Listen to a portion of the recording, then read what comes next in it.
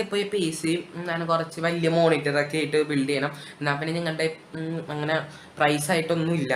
ഇങ്ങനെ ഉണ്ടെങ്കിൽ നിങ്ങളുടെ ചെറിയൊരു ലാപ്ടോപ്പ് അല്ലെങ്കിൽ പണ്ടത്തെ ഏതെങ്കിലും ഒരു വർക്ക് ചെയ്യുന്ന CPU അങ്ങനെ എന്തെങ്കിലും ഉണ്ടെങ്കിൽ നിങ്ങൾക്ക് നിങ്ങളുടെ TV എന്ന് പറയുമ്പോൾ ഏത് TVയും സ്മാർട്ട് TV ആവുന്നില്ല, നോർമൽ TV. എൻ്റെ ഇവിടെ നോർമൽ TV ആണ്. അപ്പം അതിലാണ് ഞാനിന്ന് ചെയ്ത് കാണിക്കാൻ പോകുന്നത്.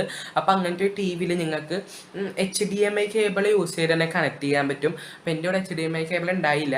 അപ്പം മറ്റേ TVയുടെ സെറ്റ് ടോപ്പ് ബോക്സ് മറ്റേ സിഗ്നലൊക്കെ കൊടുക്കണം ആ സാധനത്തിൻ്റെ എടുത്തിട്ടാണ് ഇപ്പം നമ്മൾ കണക്ട് ചെയ്യാൻ പോണം. ഏതായാലും മതി. അങ്ങനെ രണ്ട് സൈഡും HDMI പോർട്ട് തന്നെ വേണം.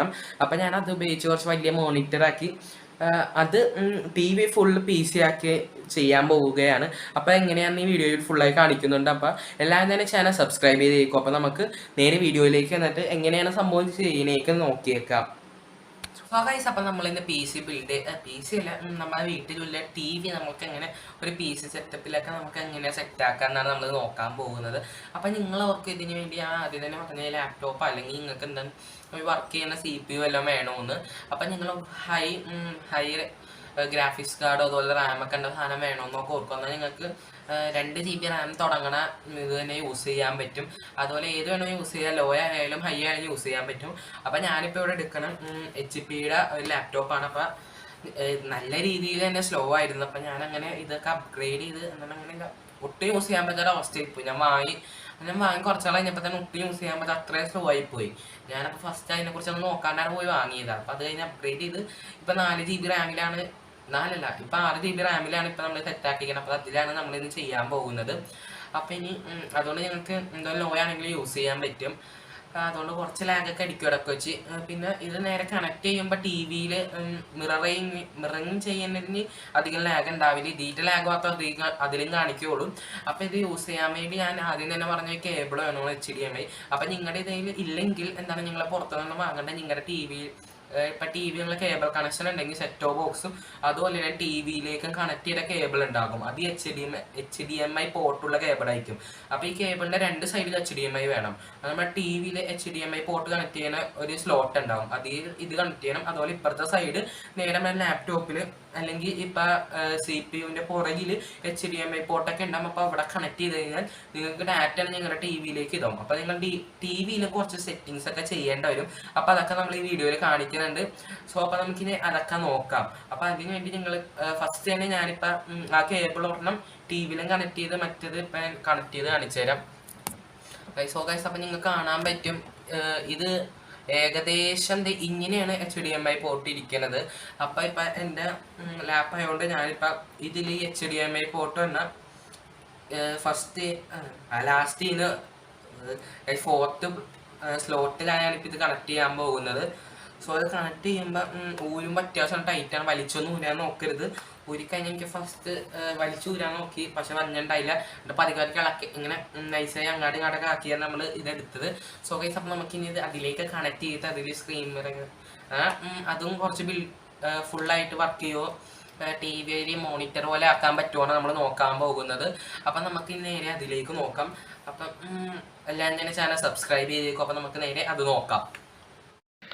സോ ഗൈസ്, അപ്പം നമ്മളിപ്പോൾ TV എന്താണ് ഓൺ ആക്കിയിട്ടുണ്ട്. അപ്പം ഞാൻ നേരത്തെ പറഞ്ഞ പോലെ ഞാൻ പറഞ്ഞ നേരത്തെ HDMI കേബിൾ ഊരിയെടുത്തിട്ട് സെറ്റ് ടോപ്പ് ബോക്സിൽ നിന്നാണ്. അപ്പം അതൊക്കെ ഓഫാക്കിയിട്ടുണ്ട്. അതുകൊണ്ട് ഇവിടെ സിഗ്നൽ ഇല്ലാന്നുകൊണ്ട് കാണിക്കുന്നുണ്ട്. അതുപോലെ തന്നെ വയർ ഞാനിപ്പോൾ ഈ TV-യുടെ പുറകിൽ കുത്തിയിട്ട് നേരത്തെ കാണിച്ച പോലെ തന്നെ ലാപ്പിലേക്കാണ് കണക്ട് ചെയ്തത്. ഇപ്പം നിങ്ങൾക്ക് CPU ഒക്കെ ആണെങ്കിൽ നിങ്ങൾ CPU-ൻ്റെ പുറകിലത്തെ പോർട്ടിലേക്ക് ഇതുപോലെ കണക്ട് ചെയ്ത് ഇതിൻ്റെ പവർ കൊടുക്കണം. CPU-ന് പവർ കൊടുക്കണ കേബിൾ ഉണ്ടാവും. അത് നിങ്ങളുടെ ഡാറ്റ സ്വിച്ചിലേക്ക് കണക്ട് ചെയ്തിട്ട് സ്വിച്ച് ഒന്ന് ഓൺ ചെയ്തേക്കുക. അപ്പം നിങ്ങളുടെ CPU വർക്കാകും. ഇപ്പോൾ ലാപ്പിൽ ഓൾറെഡി ചാർജ് ഉള്ളതുകൊണ്ട് നമുക്കത് അങ്ങനെ എക്സ്റ്റേണലായിട്ട് ചാർജ് കൊടുക്കേണ്ട ആവശ്യമില്ല. അപ്പം നിങ്ങൾക്ക് ഇങ്ങനെ കാണിക്കും. അപ്പം നിങ്ങളുടെ റിമോട്ടിൽ സോഴ്സ് അല്ലെങ്കിൽ മെനു എന്നാണ് ഓപ്ഷനിൽ ചെന്നിട്ട് നിങ്ങൾക്ക് ഇതുപോലെ ചേഞ്ച് ചെയ്യാൻ പറ്റും. അപ്പോൾ HDMI എന്നാണ് ഓപ്ഷനിലേക്ക് നിങ്ങളുടെ TV ചേഞ്ച് ചെയ്യണം. അപ്പം നിങ്ങൾക്ക് ഡാറ്റ തന്നെ TV ഇങ്ങനെ ആവുന്നത് കാണാൻ പറ്റും. അപ്പോൾ ഇതിലിപ്പോൾ ഓൾറെഡി സെറ്റാണ്. സെക്കൻഡറി ഡിവൈസ് മാത്രം വർക്ക് ചെയ്യുള്ളൂ. അപ്പോൾ നമുക്കത് ചേഞ്ച് ചെയ്യാനും പറ്റും. ഇപ്പം എൻ്റെ ലാപ്പിലുള്ള കറക്റ്റ് വാൾപേപ്പർ എല്ലാം അതുപോലെയാണ്. ഇപ്പോൾ സംഭവം കാണിച്ചു തരാം. അപ്പോൾ നിങ്ങൾക്ക് നിങ്ങളുടെ ലാപ്പിൽ ഇതുപോലത്തെ ഒരു ഓപ്ഷൻ ഉണ്ടാവും. ഇല്ലെങ്കിൽ നിങ്ങൾക്ക് സെറ്റിങ്സ് എന്നത് നോക്കാൻ പറ്റും. സ്ക്രീൻ മിററിങ് എന്നൊക്കെ പറഞ്ഞ് ടൈപ്പ് ചെയ്ത് കൊടുത്താൽ മതി സെറ്റിങ്സ് ചെന്നിട്ട്. അപ്പം ഞാനിപ്പോൾ ആ ഓപ്ഷൻ നിൽക്കുമ്പോൾ ഇവിടെ വരുന്നത് കണ്ടോ ഗൈസ്. അപ്പോൾ ഈ സൈഡിൽ സംഭവം വന്നിട്ടുണ്ട്. അപ്പോൾ നമുക്ക് ഡ്യൂപ്ലിക്കേറ്റ് ക്ലിക്ക് ചെയ്യാം. അപ്പോൾ ഈ ടി വിയും ഇതും സെയിം ആവുന്നത് കാണാൻ പറ്റും. ഞാൻ നേരത്തെ പറഞ്ഞ പോലെ തന്നെ ഇത് തന്നെയാണ് അതിലേക്ക് കണക്റ്റ് ആയിരിക്കുന്നത്. സോ ഗൈസ് അപ്പോൾ നമുക്കിനി ഞാനിപ്പോൾ ഡാറ്റ യൂട്യൂബ് വന്നിട്ട് എൻ്റെ വീഡിയോനെ എടുത്ത് കാണിച്ചു തരാം. അപ്പോൾ നിങ്ങൾക്ക് മനസ്സിലാവും. അപ്പോൾ മുകളിൽ ഇതുപോലെ തന്നെ അധികം ലാഗില്ലാണ്ട് തന്നെ ഫുള്ളായിട്ട് നമ്മൾ വേറെ എല്ലാം യൂസ് ചെയ്യുമ്പം എന്താണ് വയേർഡ് അല്ലാണ്ട് വയർലെസ് യൂസ് ചെയ്യുമ്പോൾ നല്ല രീതിയിൽ ലാഗ് അടിക്കും. വീഡിയോ തീരാനാകുമ്പോഴേക്കും മിക്കവാറും അവിടെ പ്ലേ ആയി വരുന്നത്.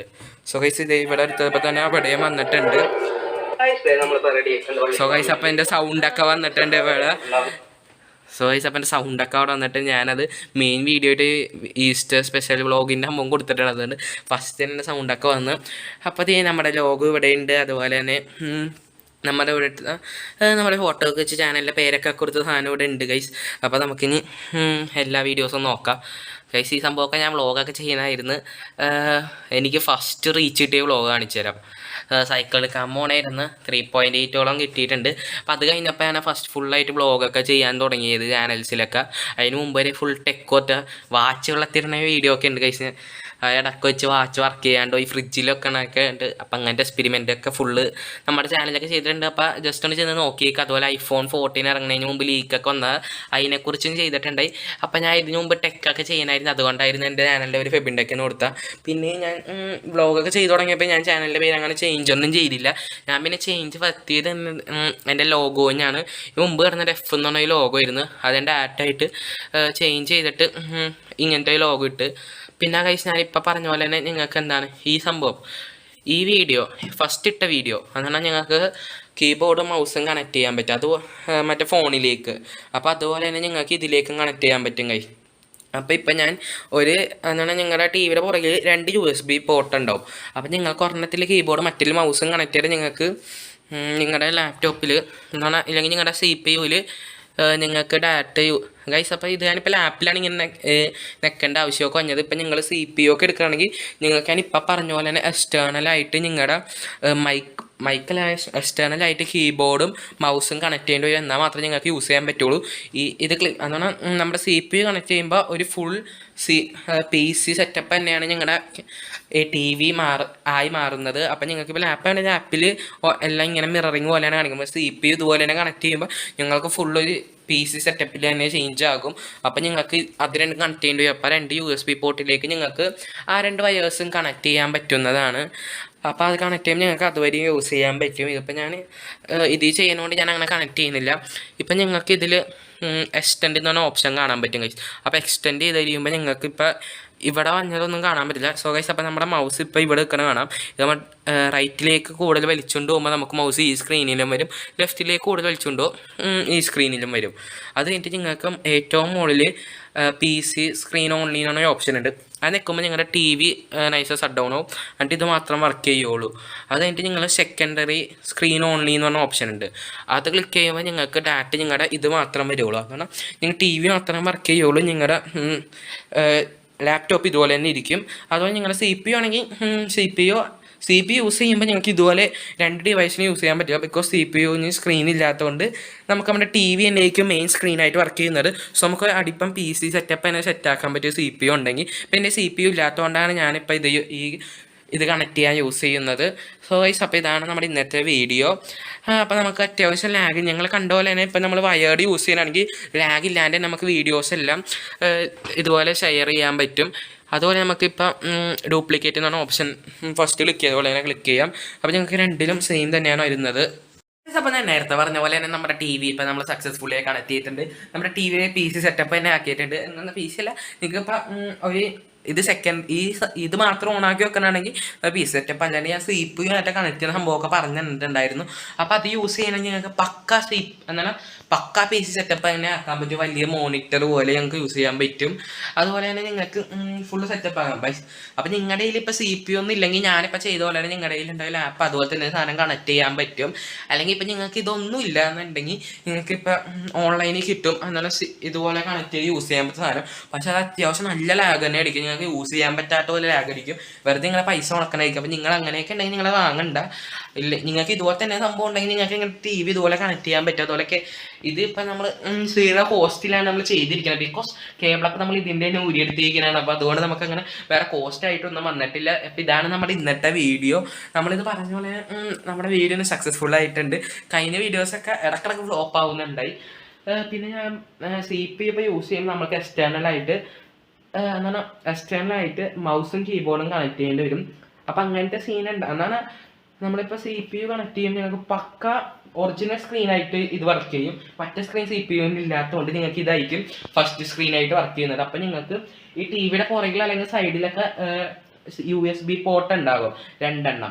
അപ്പോൾ ഇത് നമ്മളിപ്പോൾ HDMI പോർട്ടിൽ കണക്ട് ചെയ്ത് അത് രണ്ടും ഫ്രീ ആയിരിക്കും. നിങ്ങൾക്ക് പറഞ്ഞിട്ട് മൗസ് മറ്റേ കീബോർഡും കണക്ട് ചെയ്ത് യൂസ് ചെയ്യാൻ പറ്റും. അപ്പോൾ പക്ക PC സെറ്റപ്പ് തന്നെ നിങ്ങൾക്ക് ആക്കാൻ പറ്റും. സോ ഗൈസ്, അപ്പോൾ ഇതാണ് നമ്മുടെ ഇന്നത്തെ വീഡിയോ. എല്ലാം തന്നെ ചാനൽ സബ്സ്ക്രൈബ് ചെയ്തേക്കും. അതുപോലെ നേരത്തെ വീഡിയോ ഒക്കെ കയറി കണ്ടേക്കും. ഇതിൽ ലൈക്കും കമൻറ്റും ചെയ്തേക്കും. സോ ഗൈസ്, നമുക്ക് വേറൊരു വീഡിയോയിൽ പിന്നെയും കാണാം.